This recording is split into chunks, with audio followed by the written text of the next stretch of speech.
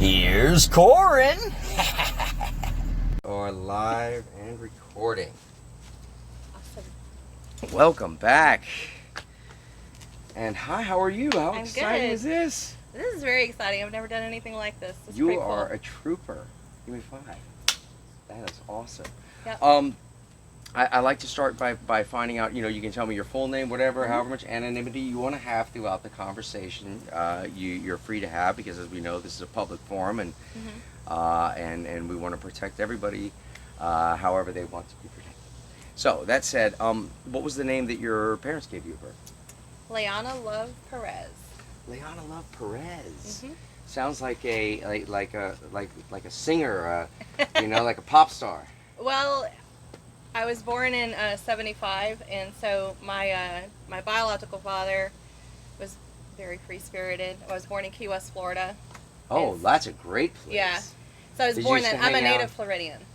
Did you used to go to now his name's gonna slip my mind. The famous writers bar. I didn't grow up in Key West, Oh, but you I didn't? have Okay. been there. It's Sloppy Joe's. Sloppy and it's Joe's. Hemingway. Hemingway's. That's I've been what to his it house is, there yes. too. Hemingway's. They have his house. You can pay to go tour his house, and the cats are still there, probably generations later. You're kidding. His Oh my cats are gosh, there. Oh, wow. that place is overrun with cats. Really? That was like my house when I bought it in Spring, Texas. There was like 16 cats living on the property. I was like, I don't know what this is saying, but Catso, Mm-hmm. I know Catso's behind it. No, they still have cats there at Hemingway's house. Wow. So How long did you live in the Keys? I actually didn't grow up there. I don't know how long we were actually there before we moved. But at some point we moved to Texas. My little sister was born in Texas about 18 months after me. And then when I was about 3, he just up and he left. Really? And so didn't know my father not until I was like 16, and he suddenly we somehow got in contact with him, and he came and he saw us, and then he left again. So it's kind of like a drop-in visit, Something like that. So I predominantly grew up in Orlando, Florida. Okay. After To we a single lived mom, or did your mom get remarried? Well, my grandparents raised me and my sister most of the time. My mom was very young when she had me. Yeah. And they were in Key West because my grandfather was a lieutenant commander in the Navy, and that was his last place that he was stationed. Yeah. And so that's how she met him. My paternal grandfather had come over from Cuba, and so I believe my father was born in America. I think he was fully American, but Right. But that's how his family got into Florida, into the Keys. Right. And I still have family down there. I don't know them, but there's still a lot of family down there in Key West and the Keys and stuff. But that's how they met, because my mom was there stationed with my grandfather. And Now, stationed, your mom was your mom in the military, or? no, my grandfather. Grandfather That was his okay. last place that he was stationed before he retired. And what service was he in? He was a Navy. He was a lieutenant commander, a corpsman. Oh. Career. My mother was actually born in Naples, Italy, because it was one of the few duty stations that he could bring his family. Interesting. So yeah. Yeah. It's My mom and her she's got 5 siblings, but my grandfather was full on military but he was in the counterintelligence corps all throughout the 1950s Cold War era, and many of them grew up and were born over in the UK. Yeah. Which is it's pretty cool, you know. I think my grandfather served in, if I remember correctly, it was Korea and Vietnam. Oh yeah. Two of the least explainable wars that we've had in the last 100 years. It's great that he rose to the occasion, and it seems like he was a great leader. Was he an inspiration to you? Well, Or how was your relationship with him? I mean, or was he just a drill sergeant? well, actually, I love my grandparents, my maternal grandparents. I didn't know my father's parents, but they stepped in at least 3 different times during my childhood to take my sister and I in. I love my mother. We have a relationship today, but she just had a lot of stuff going on, and so my grandparents always were the ones that stepped in and raised, really for most of my childhood, it was my grandparents that raised me and my little sister. So, but he was still very much that commander Mm-hmm. on the ship, and he ran his household that way. Um, Did you have to do military tucks on your sheets? no, we didn't have to do any of that, but he was very stern. Like, he was just always very stern, and he would often say, children are to be seen and not heard. Like, it was just very, and I didn't know any different, when I was a kid, and then when I entered high school, my mother finally got my sister and I back, and that was it. Like, we didn't go back with them. Oh, that's a strange time to go back to your mom and Well, at a high they school had told her age. that. They had told her that when Yeah. I came of age to enter high school, that they're like, you're gonna get your girls back. Right. And so Well, because at that point you guys can pretty much take care of yourselves for the most part and all of that, and it's not really up to her to have to do the heavy lifting. yeah. You know. So, and it was a little rough because she didn't really. That's kind of when my mom and we really started separating a lot. Yeah. Until our relationship years later got healed, but so it was a little rough. I didn't have a very good childhood. There was sexual abuse in my childhood. There Right. was mental and emotional abuse, and but It's I'm stronger today because of it. So absolutely, and bringing up such a touchy subject though, but I've found over the years that the the sexual the taking advantage of a child sexually has happened so much more than I think people ever realize, Mhm. and it's so much more prevalent over a lifetime, over lifetimes, than I think people, even are willing to talk about, because it's a really ugly, it's an ugly, Mhm. very touchy subject, and one of the ones that I certainly get heated about myself. But that said, we don't have to go into all of that, but when you were coming into your age of like 13 years old, 14, you're starting to become a young girl and all of Mhm. that, with not being able to separate that experience from from coming of age, because it's impossible to. But what was that like for you then, starting to go into an adult world of dating and this and that, having had a traumatic experience, in your past, where you, well, for me, it wasn't what most people would think, because I was always bullied. I was always picked on. I was the odd girl out. yeah, So I didn't really have dating and stuff. I I did end see. up having my first real boyfriend, and I know now that because of what I went through, and because of always feeling rejected and neglected and abandoned, it skewed what I should have known was right and wrong. Mm-hmm. And I almost got very involved with him at a very young age, like that way. Mm-hmm. Um, so I wasn't mentally prepared, like you would hope that the kids are, Yeah. and frankly, even if a child doesn't go through that, it's just the sad truth that we just don't have enough parents having those conversations with their children Absolutely. nowadays. We just It's don't. yeah, it is a taboo subject, to be sure. It's interesting when you were talking about being raised by your grandparents. 'Cause I was having a conversation the other day, off off camera, but that there was a particular tribe in a region of the African continent, and they had this methodology that to me was just absolutely brilliant. The younger generation who would have the kids, they would never raise their own kids. Their parents would raise them. So when they would have a kid, the grandparents raised the kids to adulthood, and then these kids, as they grew up and learned about life and everything else, when they became retirement age, they would take over the rearing of their children's children. That is very different. Right? Yeah. But when I was thinking about it, I was like, it makes so much sense in a lot Mhm. of ways, because not only will you learn a huge amount of respect for the elderly, but and a love and an adoration for them and a care for them. Today I Mhm. feel like the elderly, it's like once you get old, you disappear. It's like, What happened? They do. I It's still- really sad. I still got some skin and bones on me, Yeah. you know, but what what was what was it like for you growing up, having grandparents as parents, but being in school and all that with other kids that have regular parents and parental situations? Was it odd, or did you like make excuses for it, or it was like whatever? No, I mean, again, being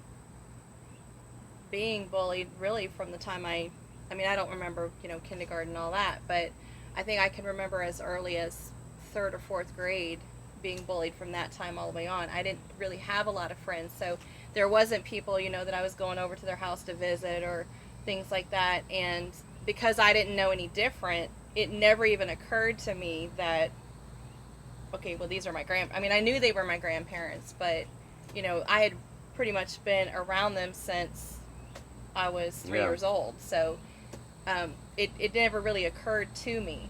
Yeah. I mean, I've known of people where that was like an issue, Sure. or whatever, but I think because I didn't have like that group of friends, where I was going over and spending the night and things like that, like it never became an issue for me. So do you feel, looking back on it, do you think that you had kind of more of an isolated life, a lot of time alone? Were you I with would yourself, say probably I mean, probably not, up until I was in probably middle school, and definitely not in high school, because we were in church a lot, and so there was youth group, and so Okay. I would have youth group. I mean, I couldn't go and visit a lot of times with them, but really when I entered high school, bullying didn't change. Right. There was still bullying, but in high school I finally met, from day one, a group of friends, and we were the outcasts. All of us were. It was kind of like the Breakfast You were Club. the Ramones. You were the like exactly. the Sex we were Pistols, kind of like whatever. Yeah. And I'm still friends. Yeah. It's like 20-something years later, and I think 2013 was our 20th high school reunion. I don't care about telling my age. I look good for my age. So I think I am still my best friend. The day I met her, freshman year, first day in choir, we are still best friends to this day. And the last two times that we went to reunions, the clique group that you thought that they were the closest of friends were barely talking to each other. So wow. I'm like, you know what? In hindsight, I'd rather have a group of friends where we're all outcasts, and I know that those are true friends, than to have any of that falsehood stuff, because I don't need that. Absolutely. I agree 100%. I mean, when push comes to shove, you need people that are real in yes, your life. So. Absolutely. I heard you mention youth groups, so Mm-hmm. I remember being. Well, I'm from a broken family as well, broken home as well. My mom and dad divorced when I was 1. My dad was out on the West Coast. We were on the East Coast.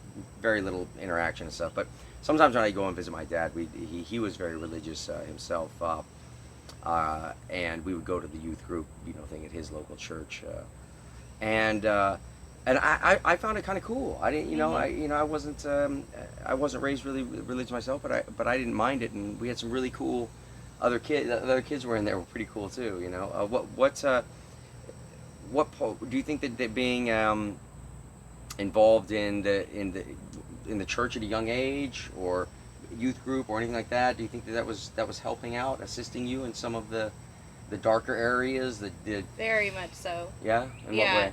I don't remember like when I was really younger, but during the last time that I was with my grandparents before moving back with my mom, I was raised United Methodist, and I was 12 years old, and somebody sponsored for me and my sister to go to youth camp that summer. And that was where I had my altar experience. That's where I got saved. And so from that time forward, just being involved with the youth, there was always acceptance there. I mean, there was still a little bit of, unfortunately, backbiting and a little bit of bullying. Anytime you get a group of kids together, nobody's going to ever fully get along. A group of kids, group of adults. Well, adults is a whole different story. Yeah, but that's a whole different story. But there was a lot of stuff about just coming together and being a part of that group that it was like, in a lot of ways, especially after moving back with my mom, that became like a solace for me. It was like one of the only places that I felt like I belonged somewhere, you know, because I didn't feel like I belonged in my family, and certainly with not getting along with my mom, there was a lot of animosity and stuff there. But That's what. Let me jump in on that because that's a really that's a very important moment right there. Feeling that kind of abandonment. When I look at it, you know, like kind of in an artistic way, it's sort of like being alone in a hot air balloon and with no tethers. mhm, You know, and all you have is you know is your voice.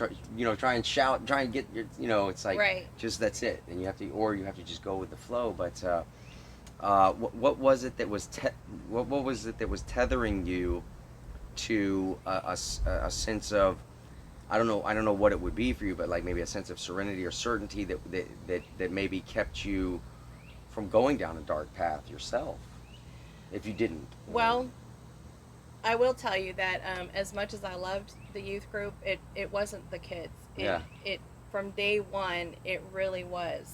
And I don't care what people's faiths are. I'm not quiet about my faith Sure. when I get asked. Yeah, yeah, of course. But really, looking back on my life, if I had not given my life to the Lord Mm-hmm. at 12, we would not be having this conversation.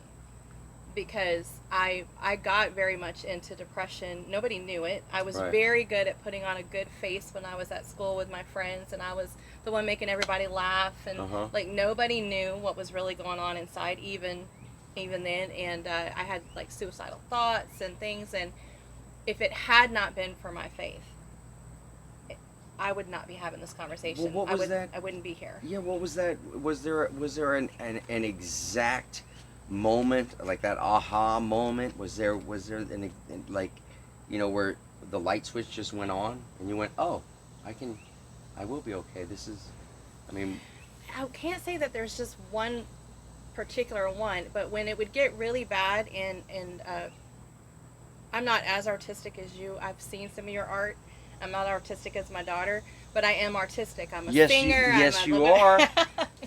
Yeah. She drew one of our templates for our shirts, and she brought this along with her as a gift, as well as bags of all kinds of goodies, which we are very, very excited about. And this is available on our shirts at the Spreadshirt site for Love America Tour. But that's really what. So I have a vivid imagination, and when things got like really, really bad, I would go into these moments of where I would just see me doing it in whatever way it was, and then I would see like the funeral. I mean, just really morbid stuff. Mm-hmm. And you had it all thought out. Yeah. Yeah. But there was always just something I couldn't put my finger on that I know now as an adult was like the Holy Spirit saying no, no. But there was just always that one little thing to where I couldn't get up the nerve to do it. And then the summer of my junior year, we moved to a new neighborhood. Okay. And where did you? I grew up in Orlando, Florida. So this was in Orlando at that time. Okay, gotcha. Yeah, I grew up in Orlando. Graduated from Winter Park High School. Hey, you went to Winter Park? Yes, That's I did. That's funny. And so we moved to a new neighborhood, and our neighbors 2 doors down wound up hiring my stepdad, and they went to I don't know if you know who Benny Hinn is, but he was like a big preacher back then.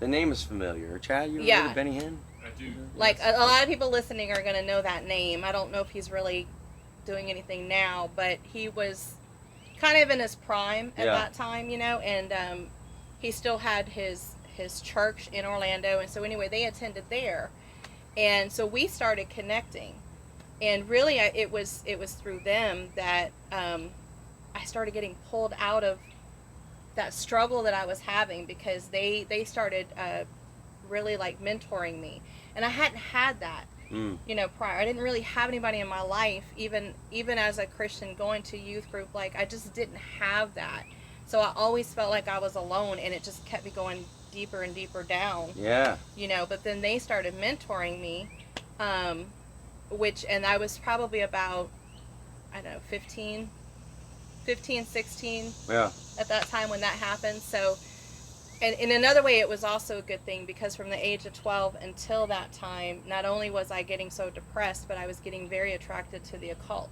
even as a Christian. Sure, that's not And unusual. and so I Not mean, I was unusual. like, I was dabbing with the Ouija boards and all Sure. kinds. I mean, I've often told people who don't believe that stuff is real, I could make $1 billion on a screenplay today if I wanted to, with the stuff that I've seen and witnessed.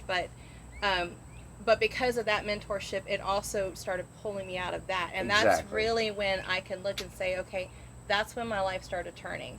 Yeah. Was because those people came into my life and started mentoring me, not only spiritually, but just they just really just took me under their wing in so many other ways. And so my life kind of turned, and I eventually came out of the depression. Mhm. And I mean, none of my situations changed. What changed was how I looked at things. It was my perception, and then my faith started growing. My faith started getting Yes. stronger. And it just, if that had not happened, I would not have been able to have gotten through the rest of my life up to this point. Right. I mean, it does, there is a drawing out of the darkness, so to speak. And, depression, solitude, feeling, lesser than, or being, whatever, all of that, it just hammers us further and further into ourselves. And I know what you mean. There was, uh, some people that I knew when I was in high school and stuff who were dabbling in witchcraft and all that this silly stuff, and I think that they were mostly doing it just out of trying to be cool. But personally, I think that I look at life in terms of a spiritual battle, and the spiritual battle is happening within, but it manifests without. It sounds to me like you might be thinking along the same lines. Oh, that's definitely true. For you, what is that your kind of armor of God, philosophy? Like, what is it? What do you draw on to in the hard times and the difficult times? What is it that you draw on to give yourself strength? Well, for me, especially in the last 6 years, when something will happen as it's always going to happen, after I get over my initial moment of just like, oh my gosh, and sometimes it takes days, sometimes it's just, it's immediate, I start remembering what I've been through. And I can see where the hand of God was there and how he brought me out. And that ends up giving me the strength I need to now face the new situation and just say, you know what? I'm going to choose, as I've been saying the last few days on my Twitter, I'm going to choose hope over despair. I'm going to choose faith over fear. And it is a choice.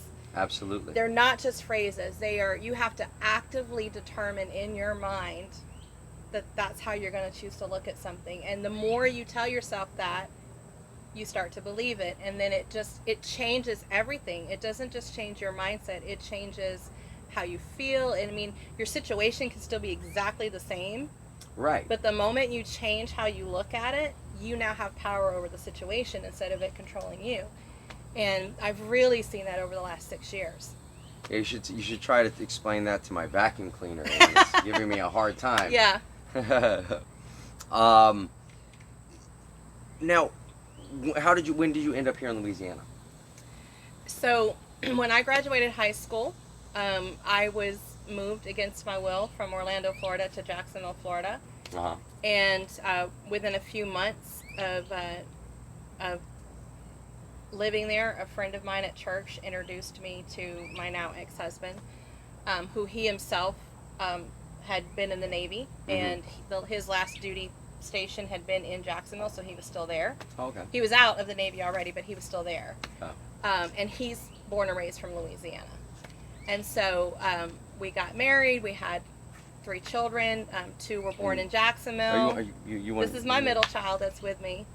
I have 2 boys, so she's sandwiched between 2 brothers. And so her and my oldest son were born in Jacksonville, and then we moved to Maine for about 3 years, where our youngest was born. Maine's beautiful, huh? It is gorgeous. Yeah. Everybody needs to visit at least once. It's the cleanest state in the United States. It's not a bad place to live at all. Certainly not as it's not as it is here.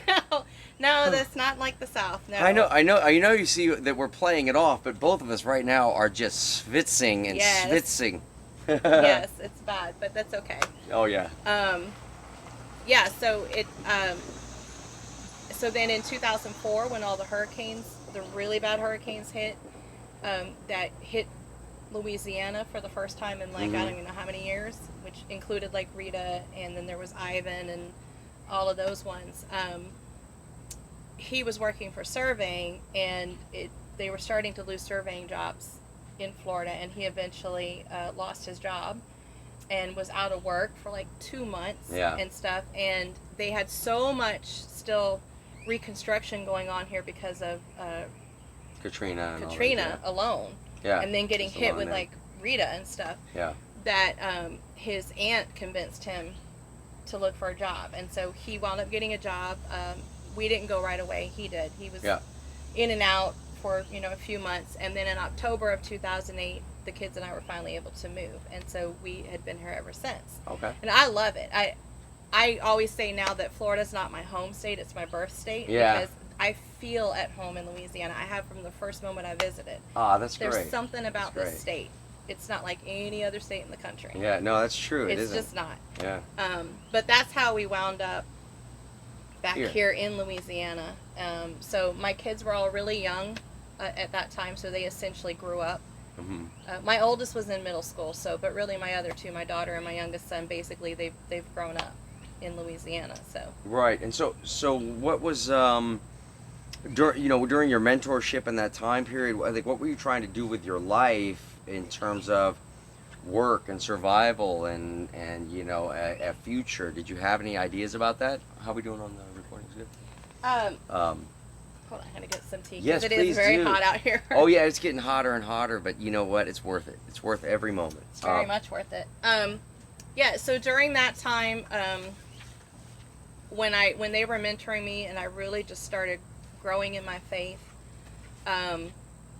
By the time I had gotten into my senior year, I really felt like I wanted to go into full-time ministry. Now, it didn't happen, Okay. but that's what I felt like I was supposed to be called to. Sure. And I had a plan. I was going to go to, there was a Stetson University in DeLand, Florida, which was a private Mm-hmm. university, and I was going to major in music there. Yeah. Because my first gifting is I'm a singer. Do a little bit of songwriting, That's not like my wonderful. daughter, but yeah. So I was going to major in music and almost had a scholarship waiting for me, but my math portion of the SAT brought my total grade down too low, and Yeah. they couldn't accept me. And then so from there, I was going to go to Oral Roberts University and get Oh. a degree in ministry. Okay. But then when I graduated high school and I got moved to Jacksonville, that just Right out the window. whatever. So I went to junior college, and I think I had done maybe 2 semesters, and then I met Paul, Yeah. and it just Whirlwind. that just changed everything. And so I spent I had to work, but I was just like little jobs here and there, but Okay. mostly it was just being a wife and a mom while working Odd job, little yeah, jobs, yeah, just to make here and money. there. So I didn't really know what I wanted to be for sure. But when I was pregnant with my daughter, I had a friend who was an interpreter at our church for the deaf, and I always thought it was such a beautiful language, and so I wanted her to teach me some signs to do during praise and worship time, Yeah. and that turned into me watching the ministry more and more. And then one day the couple that ran it asked me if I wanted to be a part of it, and I was like, I guess so. And that started me down the path of being involved in deaf ministry and learning Yes. sign language, and realizing that that's actually something God had put in me and I didn't even know it. Well, there you go. So the thought of going into ministry younger has come full circle and Yeah, sort of found you and just not what you would Pulled call you back full-time in? ministry, because I mean, No, not full-time, yeah. but from that, I had a dream to be a certified interpreter so that I could get outside of the church, because you don't have Okay. to be certified to interpret in church. Sure. You could legally interpret there. But if I wanted to help them in any other area, it's like being a doctor or a nurse. You Right. have to be legally certified interesting. to interpret. And so I that's never knew always that. that's always been a Bizarre. dream of mine. It hasn't come to fruition yet. But that drove me then in 2013. The opportunity came up for me to go to school, and you had to have a bachelor's degree now before you could even be accepted into one of the specialty programs. Right. So I started attending school online to get a bachelor's degree. It was just in business because I was in the oil field Sure. at that time, and but that was the only reason why I started going back to school, was because I needed my bachelor's degree to then go pursue all this. Well, from all of that, toward the end of my time in my bachelor's degree was when my husband and I had our first separation, and I didn't even know if we were going to get back together. Right. But I pushed through and I got my bachelor's degree. We reconciled, and then a year and a half later, we separated again, Mm-hmm. which was actually what caused me to have to move back to Florida for the last 2.5 years. I've been back now for July 3rd made a year that I've been back in Louisiana. But Right. while I was in Florida trying to figure out my life, being by myself for the first time in my, at that time, 43 years of life, Yeah. being away from my kids, everything, it just so happened that I wound up going into teaching, but it was teaching deaf and hard of hearing students, so that was still a part of it. Fantastic. And I got my master's degree while I was over there in What? special ed. Yep. And so What? then the doors opened for me to come back, and I just spent the last year as a resource teacher for one of our parishes for deaf Uh-huh. and hard of hearing students. I am in my 4th or 5th class for a doctorate program. I'm going for a doctorate in education. And in August, I will be starting teaching at our state school for the deaf, which is like, Wow. that for me is amazing because the entire environment. What an is that. accomplishment. So, yeah. I mean, but I'm the trying drive, to carve, and well, my divorce was final December of Yeah. 2018. So I'm like, I look back then and I look at where I'm at now and I'm like, only one thing, God, there's no other way I would have been able to get any of that done Right. if, there's just not Yeah. at yeah. all. Yeah. It's when you just tuck your head down and you just know that there's something bigger planned that you don't know Mhm. about, and it is that, that element of faith that is, it's a tough one because I was talking earlier with Victoria, who came just before you, but we were talking about how work without faith is dead. Yeah, that's in the Bible. Faith. I'm sorry, Yeah, faith without works faith is dead. without Yeah, works faith is without dead, works yeah. is dead, and that's one thing that I look at a lot, because you have to get out there, you have to do the work towards your ultimate goal, but then you without that deep rooted faith, for me, I don't know what I would accomplish. I don't Mhm. know, but And what for does me, it do it's for certainly you? faith in Jesus. Uh-huh. But I've also seen it be true that even if you're not a Christian, if you just look at human nature, Yeah. you take faith, what some people call religion, I call it a relationship. You take that out of the picture and you just look at human nature. Oh, it's a beast. The people that are able to overcome, even without being a Christian or a Buddhist or whatever Whatever it religion is, you want yeah. to put in there, if they don't have any religion at all, the people that are able to overcome their circumstances, it's still because they had faith. It goes back to what I was saying. Mm. Their perception, the way they choose to look at it, they made a conscious choice to look at it in a more positive way and try to get over it. That's a form of faith. Sure. Even if Absolutely. you're not believing in a deity, Yeah. that's a form of faith. And that makes the difference. It always will. Yeah. Whether you have faith in a deity or not, that's what's going to make the difference and help you to overcome whatever it is that you're facing. Gotcha. I gotcha. You know what? I wouldn't want to go further than that, because no, that last little tidbit right there, I think is important to leave people with, because it's whatever your belief is or whatever, it's okay to have faith. I don't know what you call it. However you said it Mhm. was just perfect. I mean, that was just beautiful. And I know that we're going to get some great reactions from it as well. And I appreciate you coming down so much.